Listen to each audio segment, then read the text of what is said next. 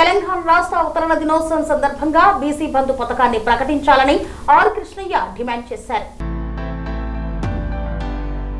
తెలంగాణ రాష్ట్ర అవతరణ దినోత్సవం సందర్భంగా బీసీలకు బీసీ బంధు పథకాన్ని ప్రకటించాలని బీసీ సంక్షేమ సంఘం జాతీయ అధ్యక్షుడు ఆర్ కృష్ణయ్య డిమాండ్ చేశారు.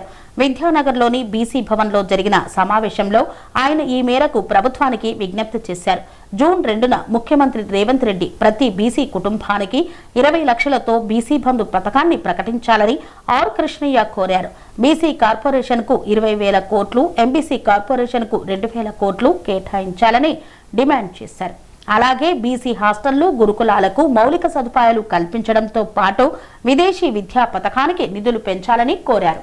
రెడ్డి గారు జూన్ 2న ఆ రాష్ట్ర అవతరణ దినోత్సవాలను అత్యంత వైభవంగా, అత్యంత గొప్పగా జరపాలని చెప్పి నిర్ణయించిండు. ఆ రోజు అనేక స్కీములు ప్రకటించాలని చూస్తుండు.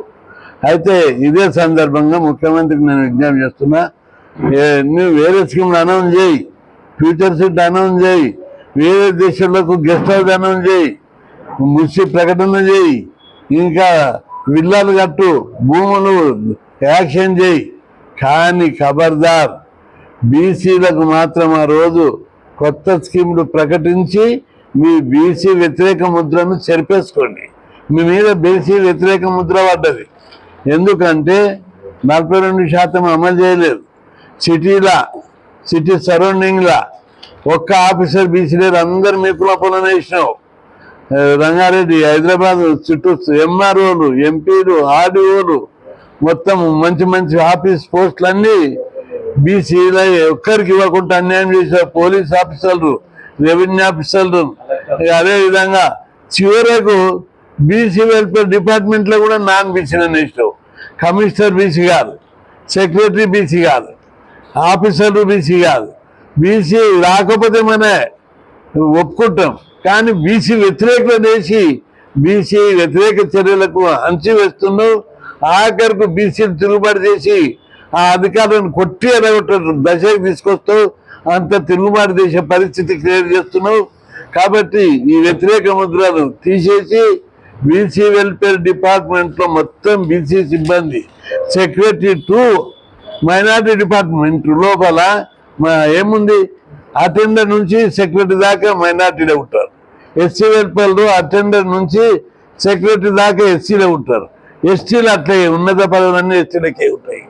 కానీ బీసీలో మాత్రం బీసీ నాన్ బీసీలను వేస్తూ బీసీ వ్యతిరేకులను వేసి బీసీలను దొక్కిపెట్టే పద్ధతి పెడుతుంది. అందుకే ఈసారి సెక్రటరీ, కమిషనర్ బీసీలను వేయాలని చెప్పి డిమాండ్ చేస్తున్నా.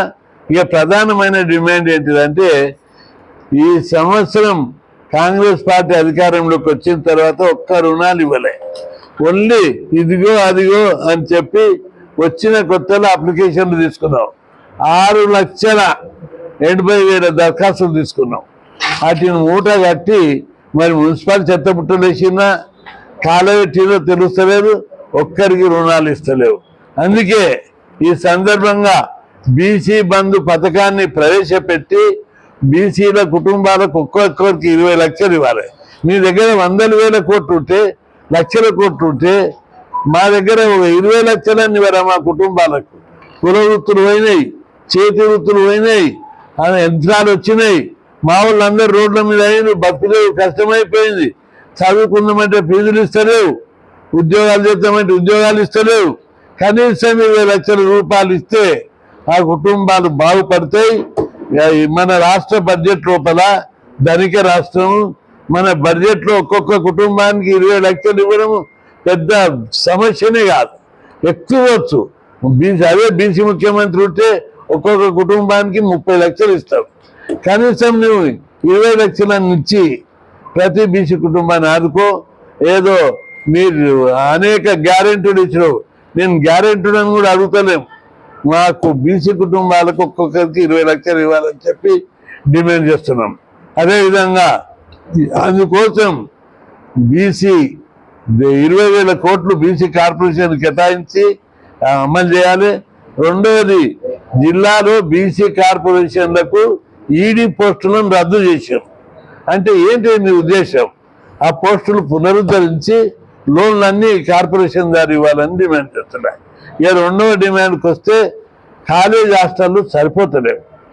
మొత్తం ఈ హైదరాబాద్తో సహా మహబూబ్ నగర్, వరంగల్, నల్గొండల 500 మంది దరఖాస్తు పెడితే 50 మందికి వస్తున్నాయి, 10% మందికి మాత్రం వస్తున్నాయి.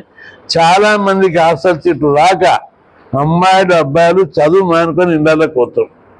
వాళ్ళకు పెద్ద ఖర్చు కూడా రాదు, వాళ్ళకు రెంటే ఆ స్కాలర్షిప్ వస్తుంది. ఆ స్కాలర్షిప్ డైట్ ఛార్జ్గా మార్చవచ్చు.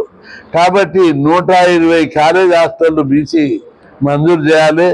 ఈ సందర్భంగా రాష్ట్ర అవతరణ దినోత్సవం సందర్భంగా ప్రకటించాలని ముఖ్యమంత్రికి నేను డిమాండ్ చేస్తున్నాను. అదేవిధంగా గురుకులాలు ఈసారి బీసీ గురుకులాలు కొట్లాడి నేను 82లో పెట్టించిన విజయభాస్కర్ రెడ్డికి. ఈరోజు వీళ్ళందరూ డ్యాన్సులు చేస్తున్నారు. చెయ్యండి, బిల్డింగ్ కట్టడానికి చేయాలి. ప్రచారం కోసం అన్ని పెద్ద పెద్ద స్టేట్మెంట్లు ఇస్తున్నారు. ఇవన్నీ నేను అభ్యంతరం చేస్తలేను.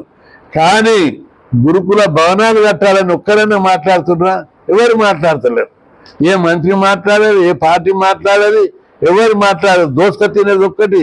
నీవు ఇంత తీసుకు తిన్నావు, నువ్వు అధికారంలో ఉన్నప్పుడు నువ్వు 10 లక్షల కొట్టు తిన్నావు, ఈయన అధికారంలోకి వచ్చినాక 5 లక్షల కొట్టు తిన్నాడు.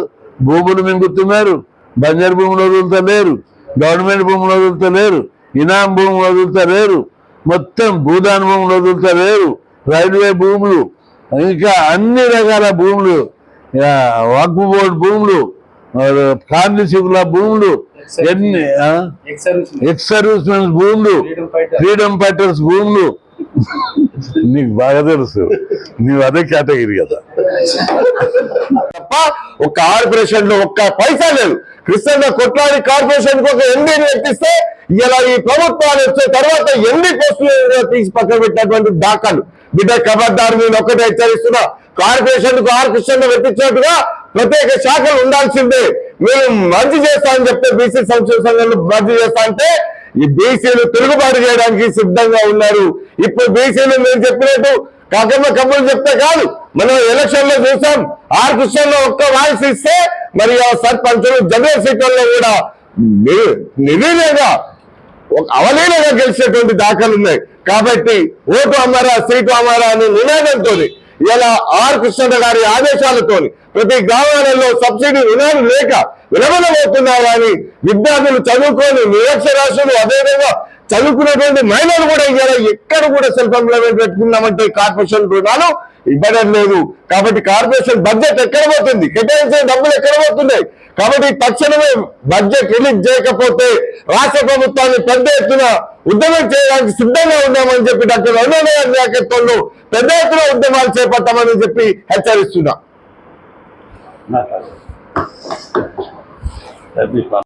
సెరెనిటీ మోడల్ హై స్కూల్ విద్యార్థులకు అమ్మఒడి, సామాన్యులకు అందుబాటులో ఉన్న బడి సెరెనిటీ.